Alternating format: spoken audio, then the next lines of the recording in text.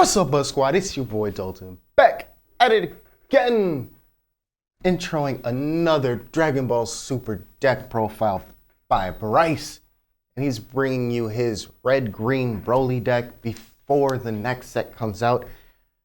I think when this goes out, it's going to be tomorrow that it's out, so he'll be getting that ready next. So let's get into this. Let's go! So, I know some of you have been asking for it, so here it is, especially for the Broly fam down on the Facebook group. So, and I'm pretty happy with this list. However, it'll get better once the new stuff comes out, and unfortunately, I'll switch over to the red leader, which I'll do a deck profile on that when that set comes out. So, but we're gonna focus on the prized boy here, big Broly boy. So his front and back side can attack battle cards. Keeps him a little more fair, you know, I guess you could say that. But when he attacks, then both players choose a card from their hand and place it in the drop area. And when you can awaken at 4 or less life, you get to draw 2 cards. So it's pretty nice for what we're trying to do. And then his backside, Prince Pepperoni here, when he attacks on his backside, you get to draw a card, then both players discard a card, and then choose a card in their battle area and place in the drop. It's important that it says choose, because then you get to choose a card, and then if it can't die by own effect, then it just kills your opponent's thing instead. So, which is nice. So thanks for the Broly boys telling me about that. Because the rules were never clear on that. So, but other than that, let's get to it. So we got one Fu. I wish this was the foil version, but didn't luck out, unfortunately. But he's the one from the anniversary box that you can overwhelm for 4 when you have 8 or more cards in your drop. And then his permanent is your opponent can't activate skills unless they choose a card in their hand and send it to the warp with triple attack, which is really good for the turns you're trying to end the game on. The card is also just disgustingly good. So then we have 4 Khalifas. And then we also have 4 Paragus, new from the new set. So what these guys do is that with Khalifa, you get to, when you swing with your leader's backside, is you get to choose her or some other card. Then this states that your cards cannot be placed in the drop by their own effects, and then that goes about that way. Also, she gets you a card when you play her from your life, so she's really good early game. Late game, she's just dead card, unfortunately. And this is where this guy comes in. So, when you play him, that you get to draw a card, which is big, on top of cards in your battle area cannot be placed in the drop area by your own skills. So, that also protects your ring, too, which is really nice. But, I mean, he's not as big as Khalifa, but at least it doesn't take from your life. So that's a huge thing. And then the typical package, you know, for Paragus. I mean, every green deck, this is the golden standard. You have to run them. And no other color can get that kind of super combo, because that would just be kind of broken. And then, 4 rings. Just, protect your hand. Plus, with the new stuff coming in, it's justified to play this card, because now that you have 8 copies of a card that protects your ring instead of just 4, and also 4 of them don't hit from your life, which is very big for what you're trying to do, because you're just basically value town the deck. So then we got our 4 Squad Hawks, little Broly boy searching out his bigger forms.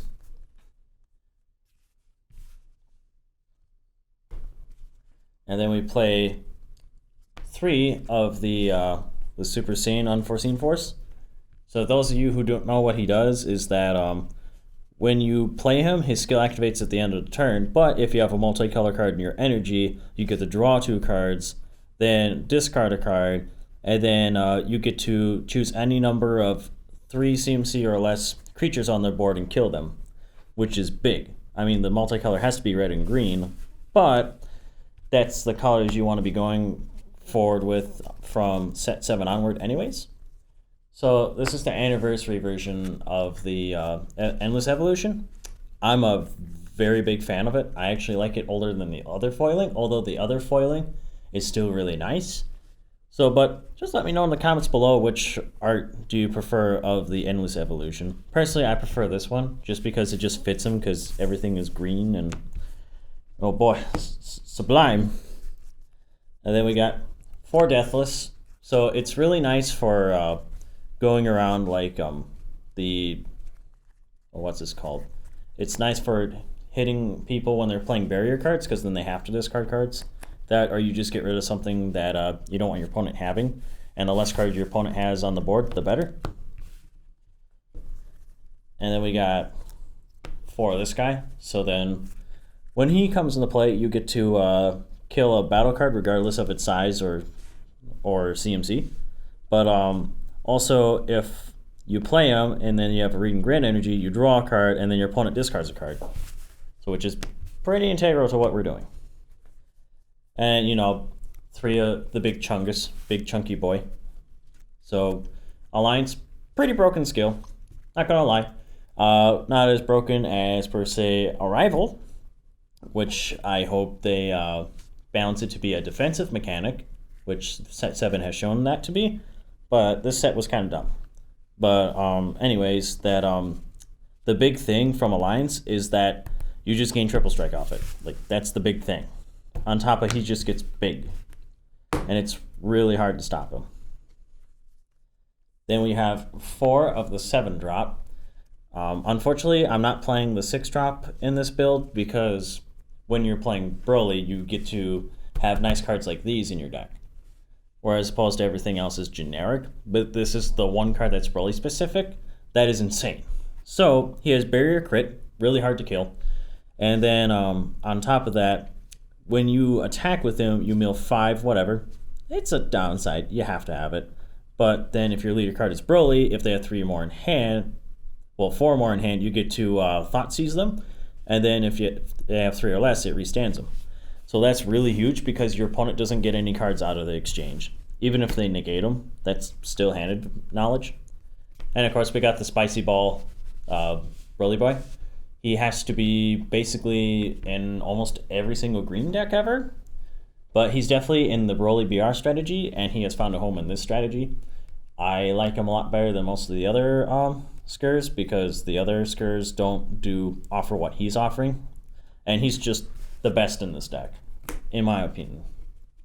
Because it's not like, you know, punch him in the throat. It's more so just like you deny them of cards.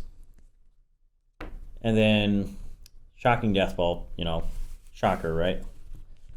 And then last but not least, we have the Gohan package, which is 2 of the 4 drop and 1 of the 7. I feel like people are playing too many of one or the other, or both. I feel like this is just a late game card that just wins you the game outright, and shouldn't be something that you'd focus multiple copies of in your deck, but that's just my opinion. I feel like the Brolys are more than enough. But when you play them, if your leader is green, you get to draw 2 cards and you place a 7 drop right on top of them.